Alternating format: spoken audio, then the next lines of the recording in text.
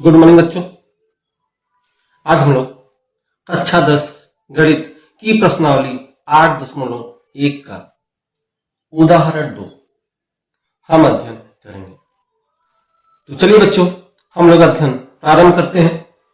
देखिए उदाहरण 2 क्या दिया है कि यदि कोण B और कोण Q ऐसे न्यून कोण हो जिसमें साइन B बराबर साइन Q, तो सिद्ध कीजिए कि कोण B बराबर कोण Q। बहुत अच्छा प्रश्न है बच्चों। और इस उदाहरण में हम प्रश्नावली 6 का इसमें प्रयोग करेंगे। और आप लोग कक्षा 9 में भी समरूपता नियम का अध्ययन किया होगा, तो उसी का यहां पर प्रयोग होगा। तो चलिए हम लोग देखते हैं। तो चूंकि यहां पर देखिए बच्चों, कोण B और कोण Q, अर्थात यहां पर दो त्रिभुज बनाना पड़ेगा। मैंने यहां पर दो त्रिभुज बना लिया है। एक त्रिभुज ABC और दूसरा त्रिभुज मैंने बना लिया है PRQ। लेकिन ध्यान दीजिए, इनके नामकरण में यहां दिया है कोण B और कोण Q ऐसे न्यून कोण, अर्थात यह दोनों न्यून कोण होना चाहिए।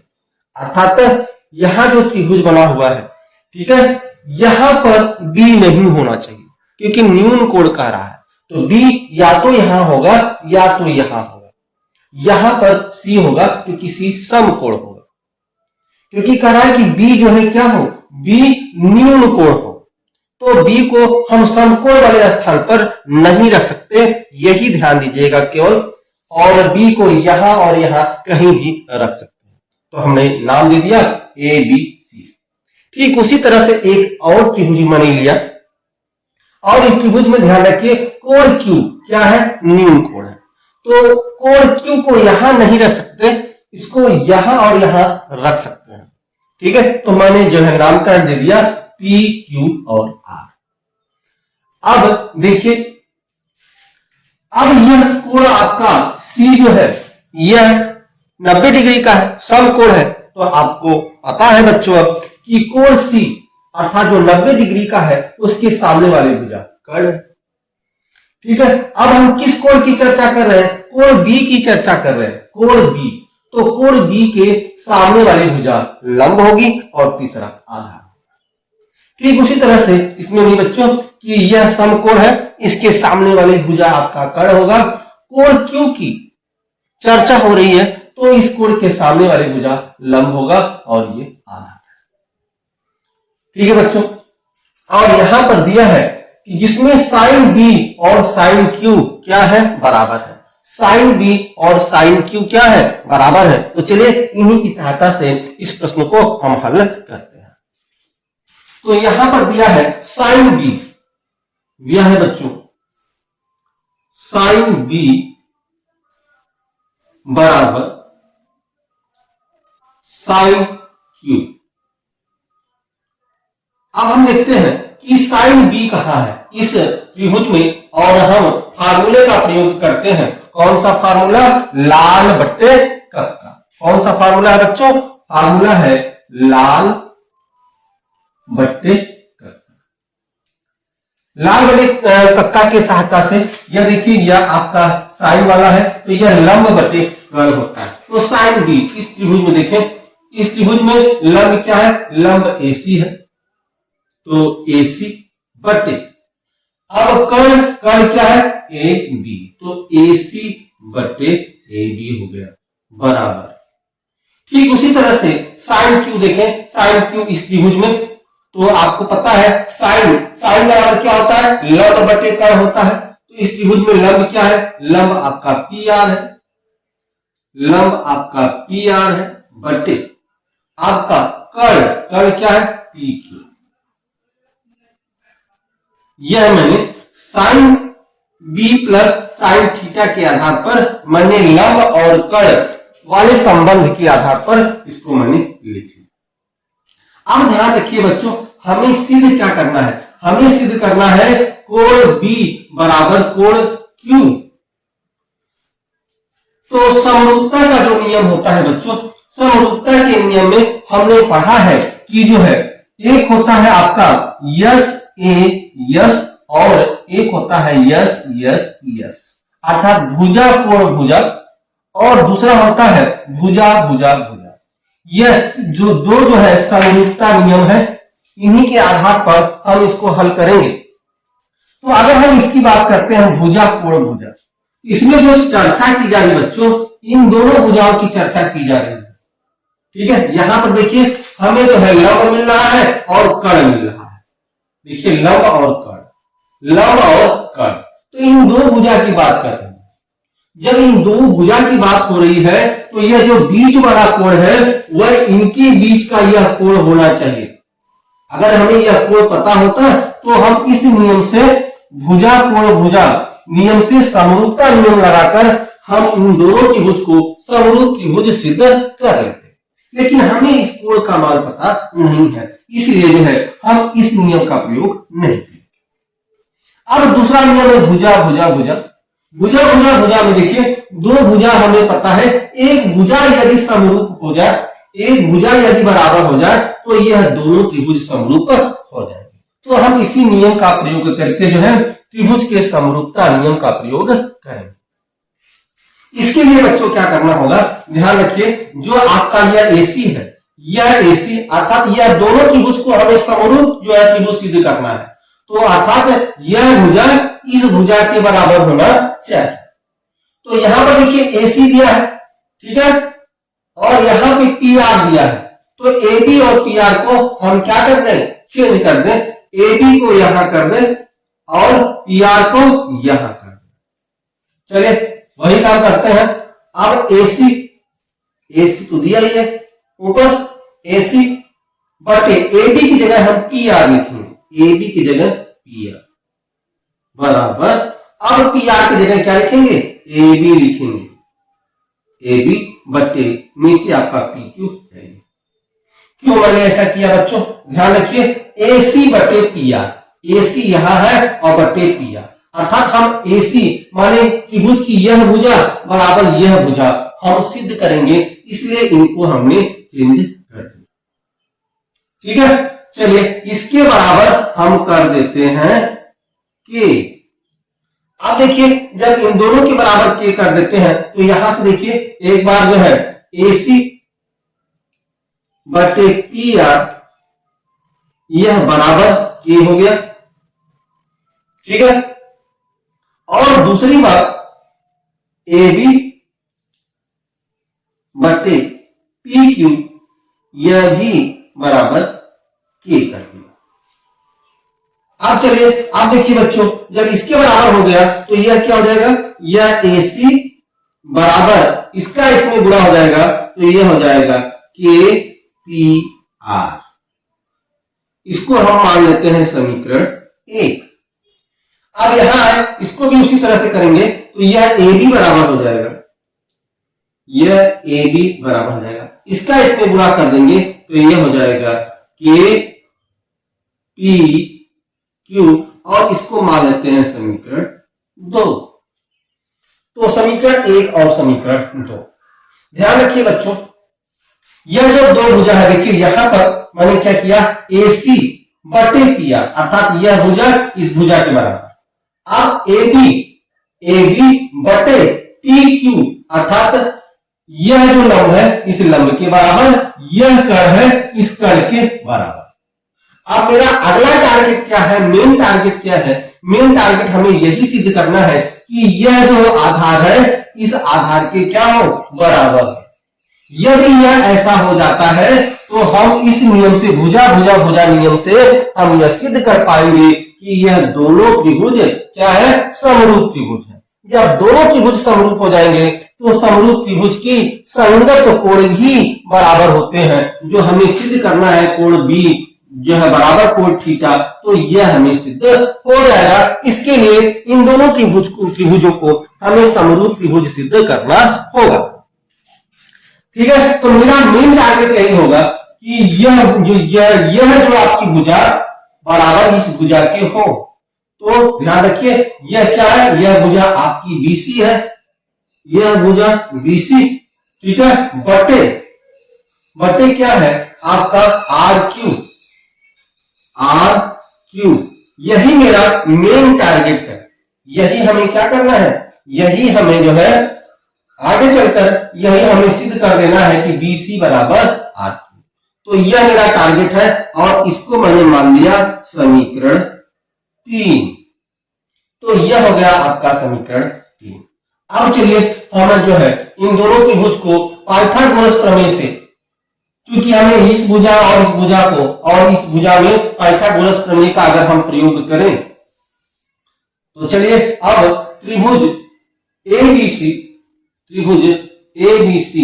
व त्रिभुज PQR में, ठीक है, पाइथागोरस प्रमेय से,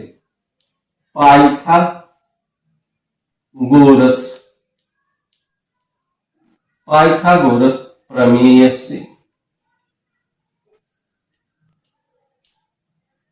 चलिए पाइथागोरस प्रमेय से अगर हम इसमें पाइथागोरस प्रमेय प्रयोग करें तो हमें पता है यह लंब का स्क्वायर क्या है, पता है लंब का स्क्वायर धन आधार का स्क्वायर बराबर कर्ण का स्क्वायर होता है। यही तो पाइथागोरस प्रमेय है। अब इस पाइथागोरस प्रमेय का यदि हम इसमें प्रयोग करें, इस त्रिभुज में प्रयोग करें तो लंब का स्क्वायर, लंब क्या है, AC है, लंब AC है, तो यह AC का स्क्वायर धन आधार क्या है बच्चों, BC है, तो आधार BC का स्क्वायर बराबर कर्ण क्या है, कर्ण इसमें AB दिया है, AB का स्क्वायर। ठीक है बच्चों, चलिए यह तो जो है त्रिभुज आपका ABC से हो गया। अब त्रिभुज PQR में अगर हम ये देखें, ठीक है, तो ध्यान रखें, अब इसको मैंने समीकरण आप मान लें, इसको नहीं आगे थोड़ा सा और इसको हल करें। अब देखिए हमें जो है यह BC ध्यान में रखना है, यह BC अर्थात यह भुजा निकालना है, तो यह BC बराबर क्या हो जाएगा बच्चों, BC, यह BC बराबर हो जाएगा। अब ध्यान रखिए इसके इधर AB स्क्वायर है, अब AC स्क्वायर को बराबर के उधर ले जाएंगे तो यह माइनस हो जाएगा AC स्क्वायर, तो BC स्क्वायर बराबर AB square minus AC square. ठीक है, चलिए इसको हम समीकरण क्या नाम दे दें, समीकरण 4 नाम दे दें।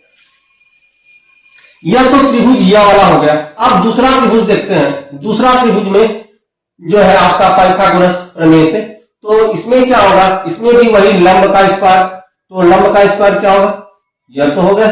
अब यहां लिख ले त्रिभुज PQR में, त्रिभुज PQR में यहां देखिए यह आपका PR का स्क्वायर,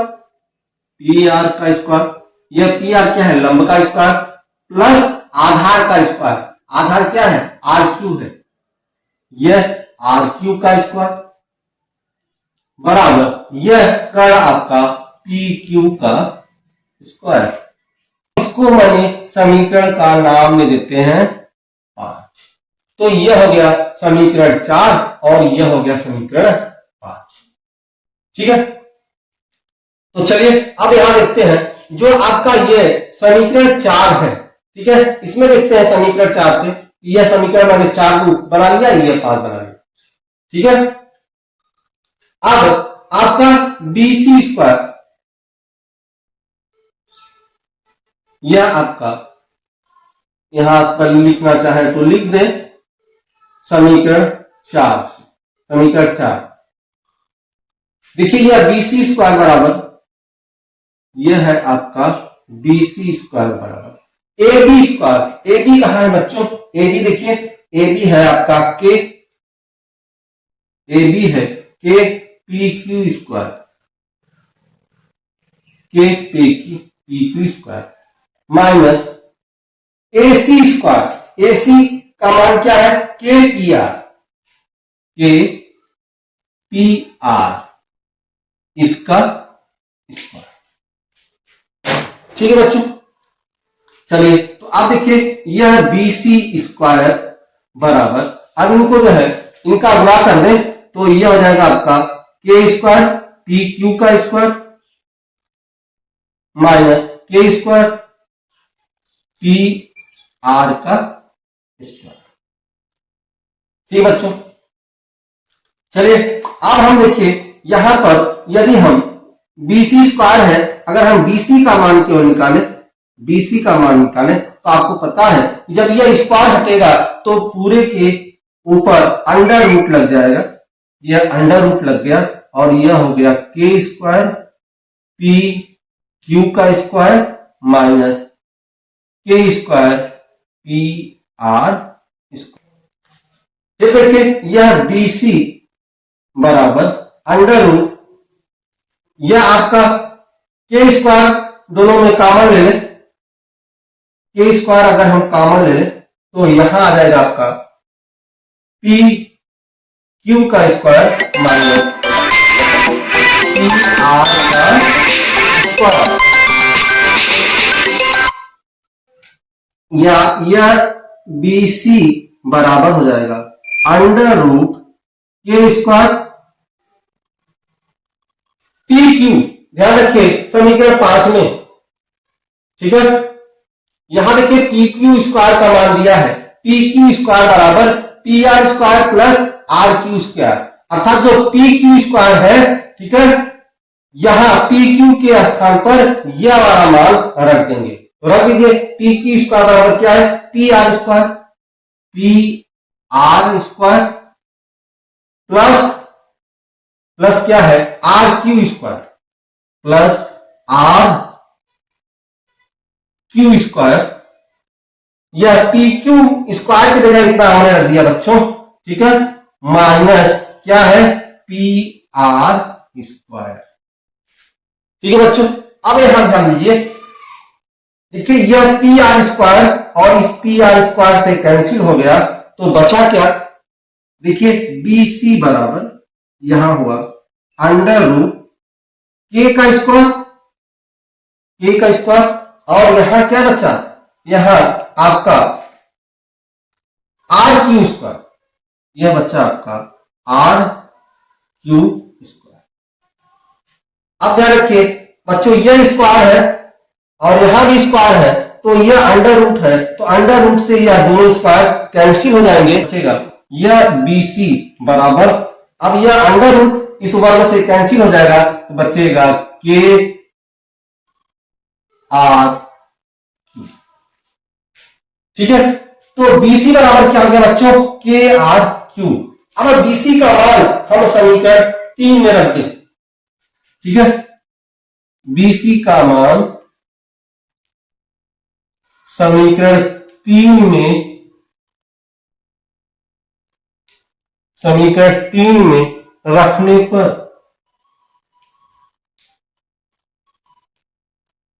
समीकरण 3 में रखने पर, जब समीकरण 3 में रखेंगे तो ये देखिए बीसी बराबर क्या है आर के आर क्यू, तो बीसी की जगह देखिए, बीसी की जगह हम क्या रख दें, हम रख दें के आर क्यू, तो के आर क्यू बटे ये क्या है आर क्यू, ये हो गया, यह आर क्यू या आर क्यू से कैंसिल हो गया, बच गया।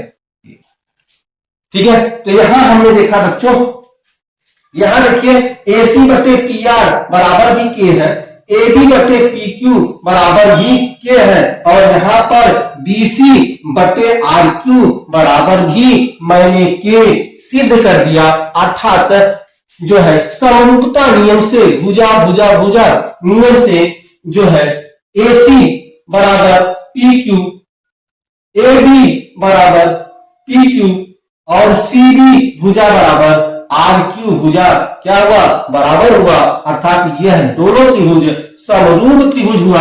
जब दोनों त्रिभुज समरूप त्रिभुज सिद्ध हो गए तो समरूप त्रिभुज के संगत कोण भी बराबर होते हैं, जिससे यह सिद्ध होता है कि कोण बी कोण क्यू के बराबर हो। ठीक है, अब यहां लिखेंगे अतः यहां देखिए यह वाला लीजिए एसी बटे पी आर बराबर बराबर क्या है, बराबर है ए बी बटे पी क्यू बराबर आपका बीसी बटे आर क्यू। यह बराबर किसके है, के के। सभी जो है के बराबर है, अर्थात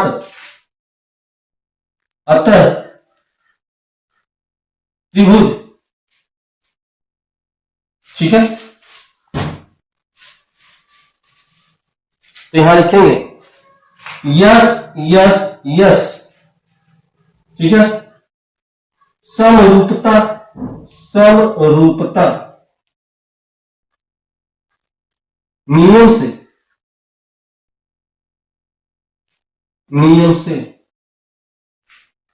त्रिभुज एबीसी व त्रिभुज पी क्यू आर समरूप त्रिभुज है, ठीक है। अतः समरूप त्रिभुज के संगत भुजा संगत कोण आपस में बराबर होते हैं, आपस में बराबर होते हैं।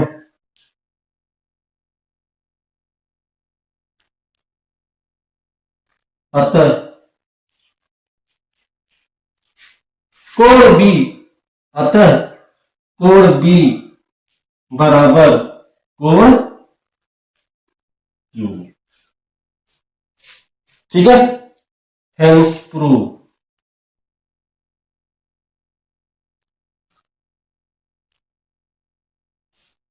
इस तरह से बच्चों यह उदाहरण आपका हल हुआ। बहुत ही अच्छा उदाहरण था। फिर से इस बार इसको ध्यान दें कि यहां दिया कि यदि कोण बी और कोण थीटा ऐसे न्यून कोण हो जिसे साइन बी बराबर साइन थीटा, तो सिद्ध कीजिए कि कोण बी बराबर कोण थीटा। तो देखिए यह जो है दो त्रिभुज को हमें समरूप त्रिभुज सिद्ध करना है। जब हम यह सिद्ध कर लेंगे कि दोनों त्रिभुज समरूप त्रिभुज है, तो आपको पता है कि समरूप त्रिभुज के, ठीक है, कोण भी आपस में क्या होते हैं, बराबर होते हैं।